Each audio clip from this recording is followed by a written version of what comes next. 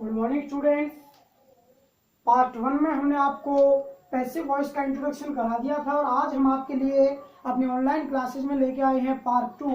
Part 2 में हम आपको पार्ट 1 से आगे वाला कराने वाले हैं और आप इसमें हम आपको बताने वाले हैं कि आपके कुल मिला के 12 टेंस होते हैं और 12 में से केवल 8 आपके ऐसे टेंस होते हैं जिनकी पैसिव वॉइस चेंज होती है और आपके 4 टेंस होते हैं जिनकी पैसिव वॉइस चेंज नहीं होती है। आपके जो 4 टेंस होते हैं जिनकी पैसिव वॉइस चेंज नहीं होती है, नंबर 1 होता है आपका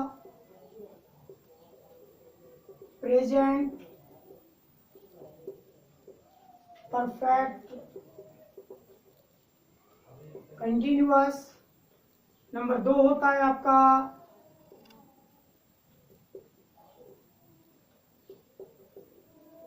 पास्ट परफेक्ट कंटिन्यूअस।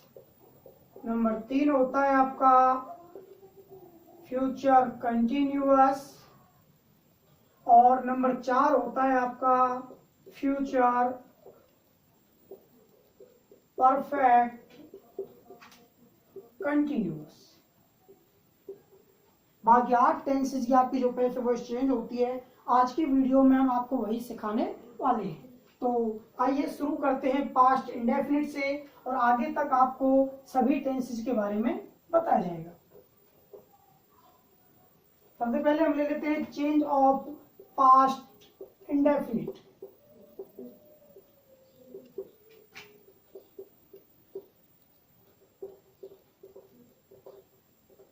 यदि हम बात करें इस टेंस की, तो चेंज करने के लिए हमें क्या करना होता है?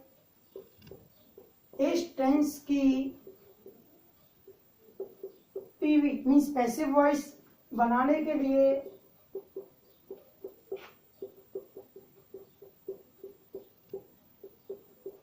HV means helping verb,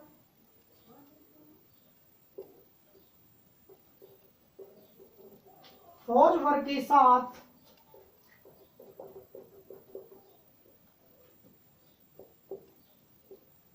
verb की थर्ड फॉर्म का प्रयोग किया जाता है।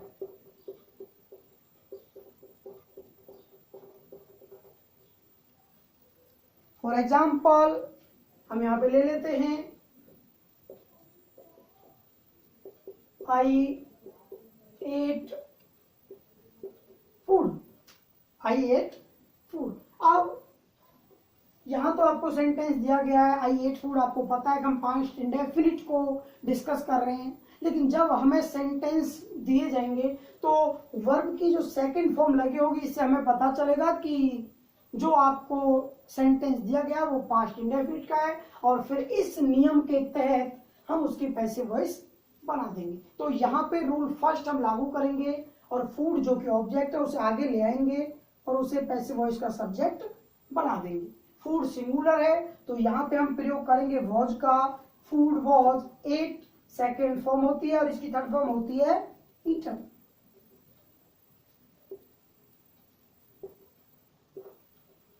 आफ्टर थर्ड फॉर्म हम प्रीपोजिशन बाई का प्रयोग करेंगे और उसके बाद मी।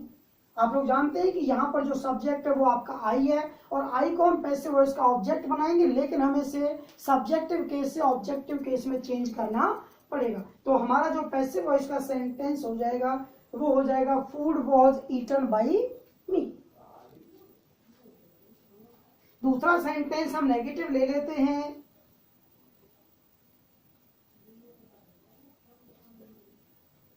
दे डिड नॉट एब्यूज मी। ये सेंटेंस हमारा नेगेटिव हो जाता है तो यहां पर हमें डिड नॉट दिया गया है। पैसिव वॉइस बनाने के लिए रूल फर्स्ट लागू करेंगे और मी जो कि एक्टिव वॉइस का ऑब्जेक्ट है सब्जेक्टिव केस में चेंज करेंगे। यदि फर्स्ट सेंटेंस से आप देखें तो हमने आई को मी में चेंज किया था और यहां पर हम क्या करेंगे, मी को आई में चेंज कर देंगे। तो आपका पैसिव वॉइस का सब्जेक्ट हो जाएगा आई और आई पास्ट में चूंकि हम इसे सिंगुलर मानते हैं तो यहाँ पे आपकी हेल्पिंग वर्ब लग जाएगी was. I was sentence negative है तो नॉट आ जाएगा। आगे थर्ड फॉर्म एब्यूज की third form abused, after third form preposition by, और उसके बाद आपका सब्जेक्ट है दे, और दे का ऑब्जेक्टिव केस होता है देन। तो यहाँ पे हो जाएगा I was not abused by then.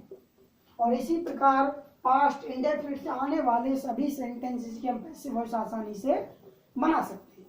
आगे नंबर सेकंड पे होता है आपका चेंज ऑफ पास्ट कंटिन्यूअस। आइए डिस्कस करते हैं पास्ट कंटिन्यूअस को।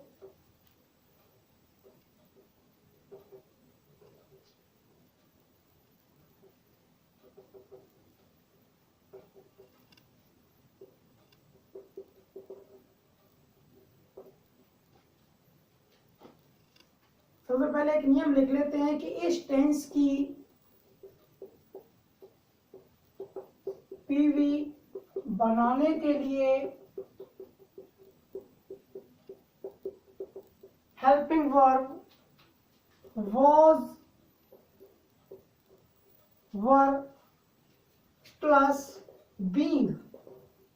अब आप लोग जानते हैं कि कंटिन्यूअस टेंस चाहे आपका प्रेजेंट का है पास्ट का है वो हमें आईएनजी फॉर्म में मिलता है, और आईएनजी फॉर्म को पैसिव वॉइस बनाने के लिए हम प्रयोग करते हैं बीइंग का। तो यहाँ पर आपकी हेल्पिंग वर्ब का प्रयोग होगा वॉज वर्ब प्लस बीइंग और के साथ वर्ब की थर्ड फॉर्म। क्या प्रयोग करते हैं हम? हेल्पिंग वर्ब वॉज वर्ब के साथ बीइंग लगाते हैं और वर्ब की थर्ड फॉर्म का प्रयोग करते हैं। हमें एग्जाम्पल मिल जाता है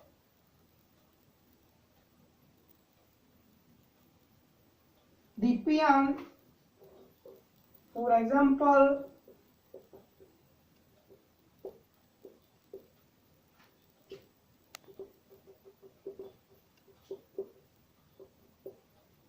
the peon was ringing the bell, the peon was ringing the bell। अब बेटा पहचान यदि हम कर लेते हैं तो the peon आपका सब्जेक्ट हो जाएगा, was हेल्पिंग वर्ब हो जाएगी, रिंगिंग यहाँ पे वर्ब हो जाएगी और दी बेल हमारा ऑब्जेक्ट हो जाएगा।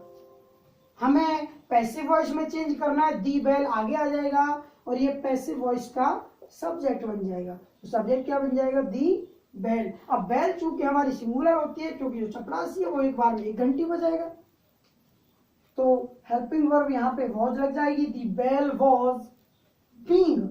हमें ध्यान रखना है कि कंटिन्यूअस की पैसिव वॉइस चेंज करते समय हम हेल्पिंग वर्ब के साथ क्या यूज करते? Being.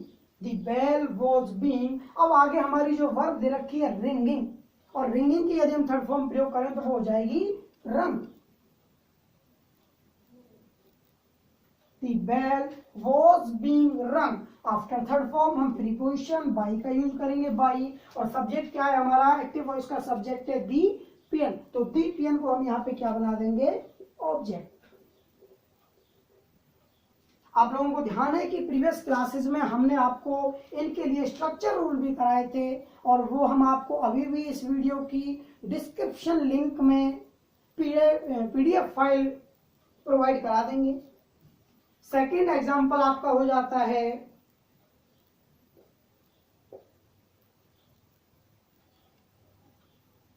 the police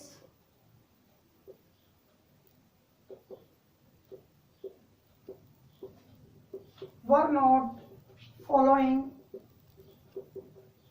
the thief।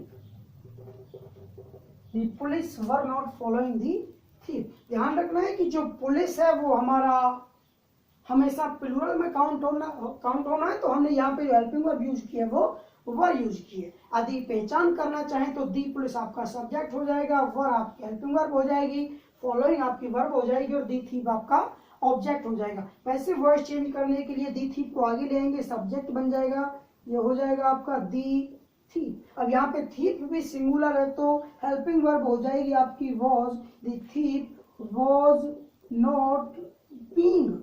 जो बीइंग है वो आफ्टर नॉट हमें प्रयोग करना है। The thief was not being followed. हम ध्यान रखेंगे कि फॉलोइंग की जो थर्ड फॉर्म हम प्रयोग करेंगे फॉलोड और by the police, by the police. इससे आगे आपका जो अगला टेंस होता है वो होता है पास्ट परफेक्ट, और पास्ट परफेक्ट पैसिव वॉइस के नजरिए से हम यदि देखें तो सबसे आसान होता है। पास्ट परफेक्ट टेंस जो आपका होता है वो पैसिव वॉइस के नजरिए से सबसे आसान होता है।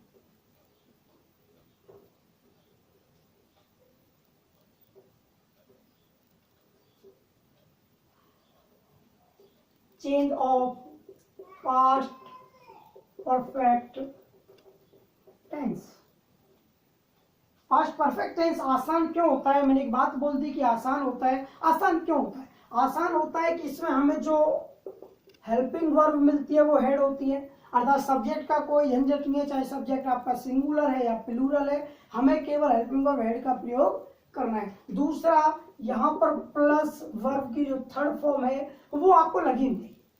यहाँ पे वर्ब की थर्ड फॉर्म आपको पहले से ही लगी मिलेगी। हमें केवल जो नई चीज यहाँ पे प्रयोग करना है वो हेड के साथ हमको बीन लगाना है।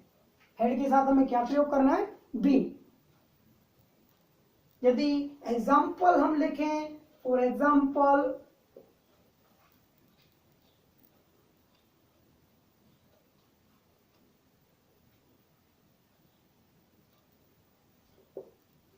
we had plucked the flower. We had plucked the flower. Passive voice change करेंगे, दी फ्लावर ऑब्जेक्ट है, आगे आ जाएगा, सब्जेक्ट की जगह ले लेगा, तो जो का त्यों आपका आगे आ जाएगा the flower. Helping verb had आपको बता दिया, जो की त्यों रहेगी, plus been, plucked third form है, सेम रहेगी। The flower had been plucked by us. The flower had been plucked by us. Second example हो जाएगा आपका had I sent him a gift. ये हमने इंटरोगेटिव ले लिया क्योंकि बच्चे कहेंगे कि सर आप इजी इजी कराते जा रहे, तो ये सेंटेंस हमने इंटरोगेटिव ले लिया। Had I sent him a gift.